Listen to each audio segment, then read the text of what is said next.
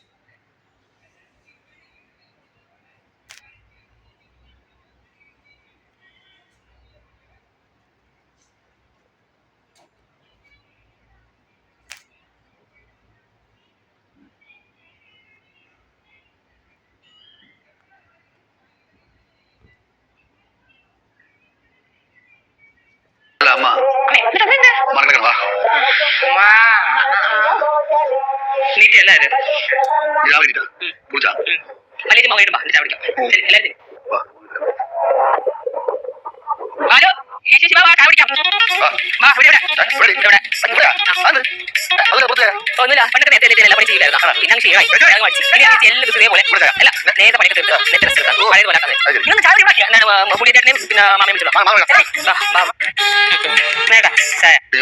നല്ലോണം നോക്കണേ. തൊണ്ണപ്പുറത്ത് എടുക്കണം ചോറ് ഞാൻ എടുത്തു. അതെ, ഈ തുണിന്റെ അവിടെ എടുത്ത്. അത് പറഞ്ഞപ്പോഴാണ് എനിക്കൊരു കാര്യം പറയാനുള്ളത്.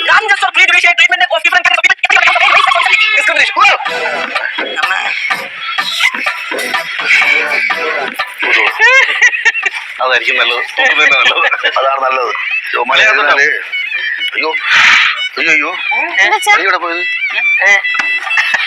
ചായ കുടിച്ചു കഴിഞ്ഞാൽ അളിയും കയറി കളയും. അച്ഛാ ഞാനും ഉണ്ട്. അച്ഛാ അപ്പുറത്തെ ഭാഗത്ത് നിങ്ങളെ മാത്രമേ പോ. കേശു എന്തല്ലോ അളിയോടെ പോയടാ. അളിയോടെ പോയി. അച്ഛനാ ഇപ്പൊ പുറത്തോട്ട് പോകാലോ. പുറത്തോട്ട് പോയി. ഇതാ എനിക്ക് ദേഷ്യം വരുന്നേ.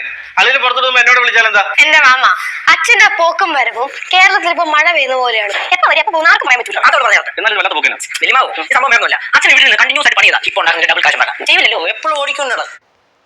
കൊല്ലം അതിന്റെ ഷോ ഞങ്ങൾ സഹിക്കണം. ചില സമയത്തുണ്ടല്ലോ ഈ ദോശ, സാമ്പാറ്, പിന്നെ ചമ്മന്തി. ഞാൻ മിറ്റന്ന് വെച്ചിട്ട് വരാപ്പോഴത്തേക്ക് എല്ലാവരും കുളിച്ച് റെഡിയായി ഇടാൻ എന്നെ അങ്ങോട്ട് വന്നു. ഓ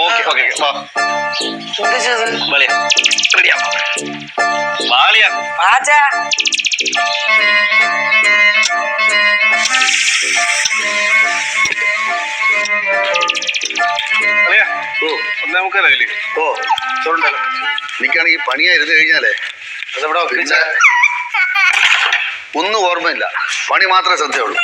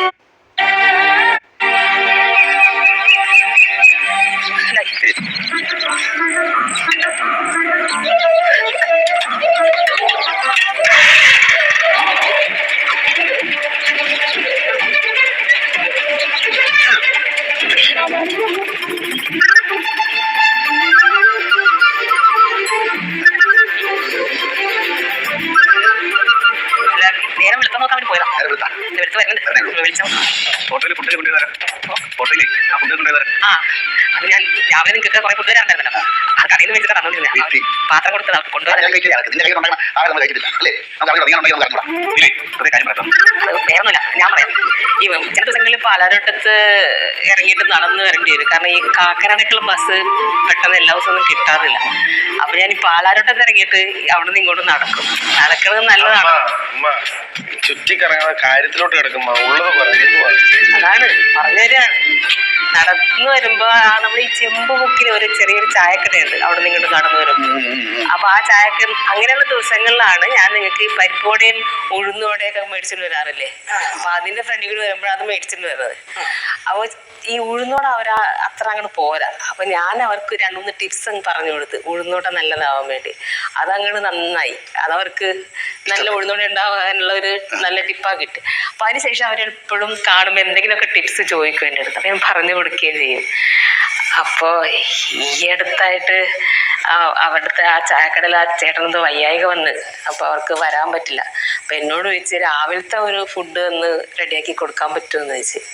ഞാൻ പറഞ്ഞപ്പോൾ തന്നെ എനിക്ക് പറ്റില്ല, ഞാനിവിടെ എനിക്ക് ജോലിക്ക് പോകണം, വീട്ടിലെ കാര്യങ്ങൾ നോക്കണം, കൊച്ചുങ്ങളുണ്ട്, അതുകൊണ്ട് തിരക്കാണ്, പറ്റില്ല എന്ന് പറഞ്ഞു. പിന്നെ അവർ കുറേ നിർബന്ധിച്ചപ്പോൾ ഞാനങ്ങനെ തേറ്റ്. കാരണം വേറൊന്നുമല്ല ഏട്ടാ, മാവൊക്കെ അവര് കൊണ്ടുവന്ന് ഇവിടെ തരും. രാത്രി കൊണ്ടുവന്ന് ഇവിടെ വെച്ചിട്ട് പോകും. എത്ര മണിക്ക്? രാത്രി ഒരു 11:30-12 മണിയാകുമ്പോ അവര് കൊണ്ടുവന്ന് മാവൊക്കെ വെക്കും. അപ്പൊ നീ എത്ര മണിക്ക് ഇത് തുടങ്ങും ഈ പാചകം? ഒരു 3 മണിയാകുമ്പോ ഞാൻ എണീറ്റിട്ട് എല്ലാം ഉണ്ടാക്കി വെക്കും. അല്ല, ഈ ഓഫീസ് സമയത്ത് എന്ത് ചെയ്യും? ഓഫീസ് സമയത്ത് ഞാനെല്ലാം ഉറക്കം കുറച്ചൊന്നും അങ്ങനെ അഡ്ജസ്റ്റ് ചെയ്താൽ മതിയല്ലോ, അപ്പൊ പിന്നെ പ്രോബ്ലം ഇല്ല. നീ എന്തിനാ നമ്മൾ ഇത്രയും കിടന്ന് കഷ്ടപ്പെടുന്നത്? അത് വേറൊന്നല്ല ഏട്ടാ, ഈ നമ്മളിപ്പോ ഈ കൊറോണ വന്നതിന് ശേഷം സാലറി കുറെ അവരങ്ങ് കട്ട് ചെയ്തു. അപ്പോ ഇവിടെ അതിനാണെങ്കിലും പണി ഇച്ചിരി കുറഞ്ഞു. പണി കുറെ ശ്രമിക്കുന്നുണ്ട്, പക്ഷെ പണി കിട്ടാണ്ട് നമുക്കതങ്ങോട്ട് ഒന്നിച്ചങ്ങോട്ട് പോക്ക് ശരിയാവില്ല. പിന്നെ ഇവരും വീട്ടിൽ നിൽക്കണം, വീട്ടിലെ കാര്യങ്ങളെല്ലാം നടക്കണം, വാടക കൊടുക്കണം, വീട്ടിലെ ചെലവുകളെല്ലാം നടക്കണം. അപ്പൊ കുറച്ച് പരിങ്ങല്ലേ കാര്യങ്ങൾ. അപ്പോൾ ഞാൻ വിചാരിച്ച് ഇതങ്ങ് നടക്കുകയാണെങ്കിൽ വീട്ടിലെ പിള്ളേരുടെ ഭക്ഷണമൊക്കെ നന്നായിട്ട് നടക്കുമല്ലോ. പിന്നെ അത്യാവശ്യം കുറച്ച് ചില്ലറ അവർ തരും. അപ്പോൾ എൻ്റെ മക്കൾക്ക് നല്ല ഫുഡ് കിട്ടും. അവർക്ക് അവരുടെ ആരോഗ്യം മോശമാണെന്ന് എനിക്ക് സഹിക്കാൻ പറ്റില്ല. കാശ് കിട്ടുന്നുണ്ട്.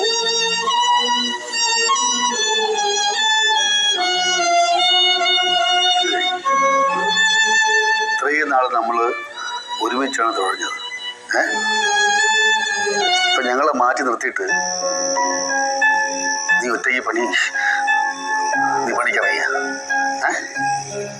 അതെ, ശ്രദ്ധിക്കോ? മതി കേട്ടാ. ഉള്ളതുകൊണ്ട് ഓണം പോലെ പോവാം. നമ്മളെ പിള്ളേർക്ക് ഒരു കുറവും വരില്ല. എന്താ ഞങ്ങൾക്ക് കുറവ്? ഞങ്ങളുടെ പൊന്നുപോലെ തന്നെ നോക്കണതിൻ്റെ ഇടയിൽ നഷ്ടപ്പെട്ട ഒരു ആവശ്യമില്ല. അമ്മേനെ ഇതൊന്നും ഫുഡൊന്നും ഉണ്ടാക്കി കൊടുക്കാൻ നിങ്ങളവരൊന്ന് ചോദിക്കുമ്പോ എനിക്ക് ആളൊന്നും കുറിച്ചല്ലേ തരാൻ പറ്റുന്നുള്ളൂ. നിങ്ങളുടെ ആഗ്രഹത്തിനനുസരിച്ച് എനിക്കെല്ലാം ചെയ്തു തരാൻ പറ്റാറില്ല.